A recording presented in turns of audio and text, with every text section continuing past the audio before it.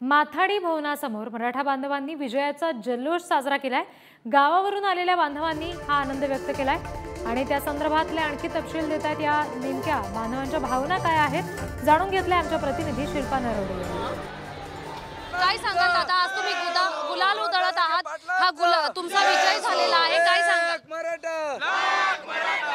कैलासवासी आमदार अण्णासाहेब पाटलांचं जे 1980 पासून त्यांनी मराठाला आरक्षण मिळावं म्हणून स्वतः प्राणाची आहुती दिली, ते आज 42 ते 45 वर्षानंतर आज त्यांना जो न्याय मिळालेला आहे। आज आमचे मराठा योद्धा मनोजी जरांगे पाटील साहेबांच्या मार्फत जो आरक्षणाचा जो तिढा सुटलेला आहे, भूतो न भविष्य असं न्याय हक्क आमच्या मराठा समाजाला मिळालेला आहे।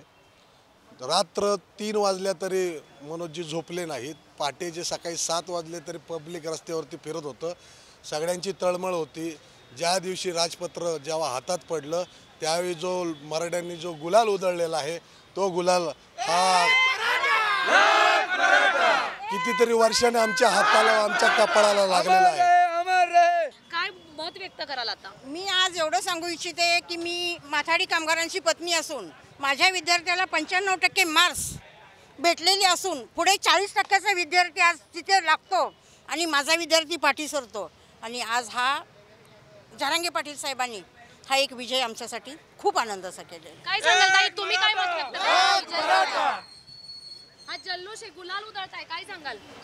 खूप आनंद आहे आणि जरांगे पाटील साहेबांचं खूप खूप आभार आहे की त्यांनी मराठ्यांसाठी एवढा मोठा लढा हे केलेला आहे, आम्ही उभा केलेला आहे आणि त्यासाठी आम्ही त्यांचं खूप मनापासून आभार आहे। जरी आम्ही शरीराने त्यांच्याबरोबर नव्हतो पण मनानं आम्ही त्यांच्या बरोबरच आहे।